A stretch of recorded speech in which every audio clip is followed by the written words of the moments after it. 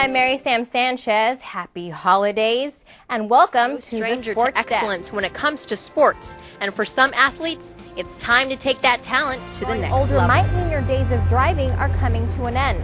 But with Metro, life's travels can be more adventurous and easier I'll take than you ever. for a look at a first-time rider's adventure on Metro's Red But Line. in actuality, even the smallest and most simple changes can make a Sport huge of difference. toughness and intensity, and it's growing in popularity. And some of These you may students not know hope this. that all the hard work and long hours will pay off come It's time for showtime. another Metro adventure, and this time it's to a place where the stars shine day. Stay tuned and I'll tell you which businesses and organizations have done their part to help maintain a sustainable city. What do trains, fruits, and vegetables have in common?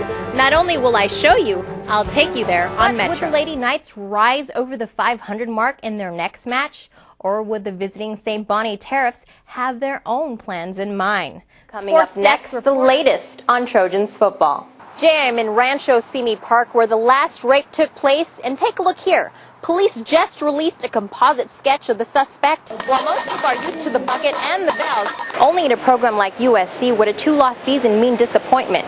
Plus, a 15-year-old boxer who you might see at the Olympics. Those stories and more on Newswatch. Good afternoon, I'm MarieSam Sanchez in the Newswatch newsroom. Pete Carroll and the USC Trojans top the news at this hour. It has been a disappointing season for the team, but there's still a lot of football to play, and Coach Carroll says there are some bright spots.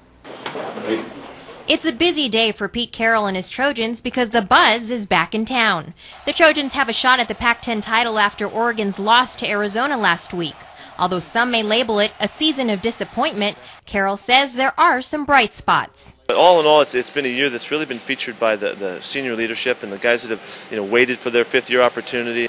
This week, the Trojans face high-ranked Arizona State on the road. Despite mid-season stumbles against Stanford and Oregon, the team has slowly gotten back on track. The Trojans are as confident as ever, but tight end Fred Davis knows there are some challenges ahead. Basically, we just have to go out there and do what we do. We have to go out there and make plays, and the defense has to make good plays on defense, and we have to not make any mistakes, because Arizona State is one of those teams that they'll pick up any mistake and they'll definitely turn it over for themselves. So we have to go out there and play hard and just finish.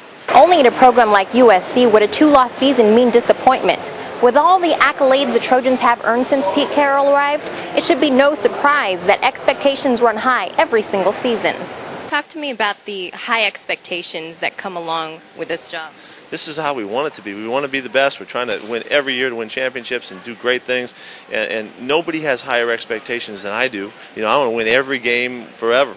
If the Trojans win the rest of their games and Oregon loses at least one, the men of Troy will earn a spot in the Rose Bowl. USC was knocked out of the BCS title picture last season after a 13-9 loss at UCLA.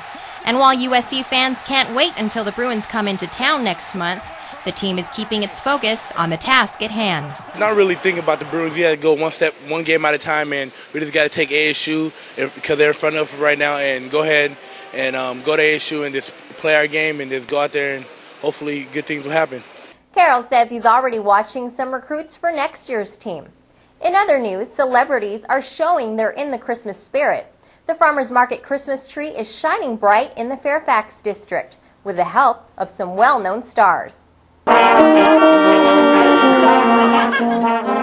These are the sights and sounds of Christmas, LA style. It's all part of the Salvation Army's Kettle Kickoff. Constance Marie of the George Lopez Show says it's one of her favorite events during her favorite time of the year. And it makes me especially happy because my first job ever was here in Farmers Market. Yes, I worked at the bread bin, cutting bread.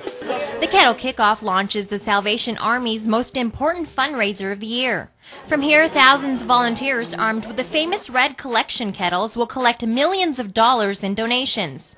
Salvation Army leader Colonel Paul Bulwan says the volunteers make all the difference. We have over 3.5 million volunteers, and they get involved in nearly every aspect of what we do. While most people are used to the bucket and the bells, this year the Salvation Army is going high-tech with an online bucket.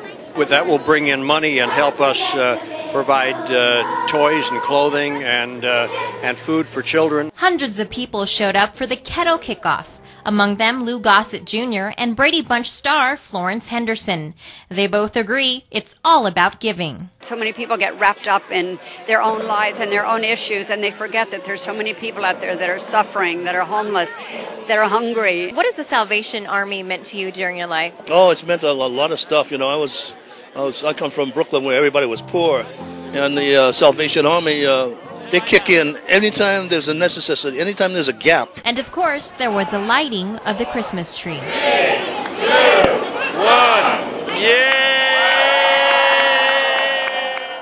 Organizers say this year's tree was from the Rancho Forest, which was devastated by a wildfire 5 years ago. That's going to do it for this afternoon. Thank you for watching Newswatch. I'm MarieSam Sanchez. You take care. Jennifer Petrosino could be the next Olympic boxing star, but she's gonna need some help. Here she is working out at the Outlaw Boxing Camp in Reseda. Petrosino must be 16 to qualify for the Olympic team, but her birthday is after the Olympics. She'll need a waiver to get in. Petrosino says she's ready to go. Well, my old running coach had me start boxing with her. She was a kickboxer, and I loved it. The Olympic Committee says her request is under review.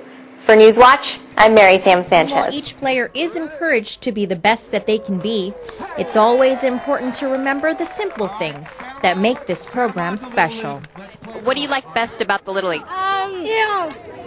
We like just hanging out after the games, just sitting around, eating everything and drinking everything. Okay, what do you like about it? What have you learned through the Little League? That, just have fun. Not only is this a day of brand new uniforms and celebrated accomplishments, these kids are learning lifelong lessons of teamwork, leadership, and social skills that will carry them throughout their future endeavors. And like Dodger great Lou Johnson says, just by showing up, these kids are all winners. Reporting for Santa Monica Update, I'm MarieSam Sanchez.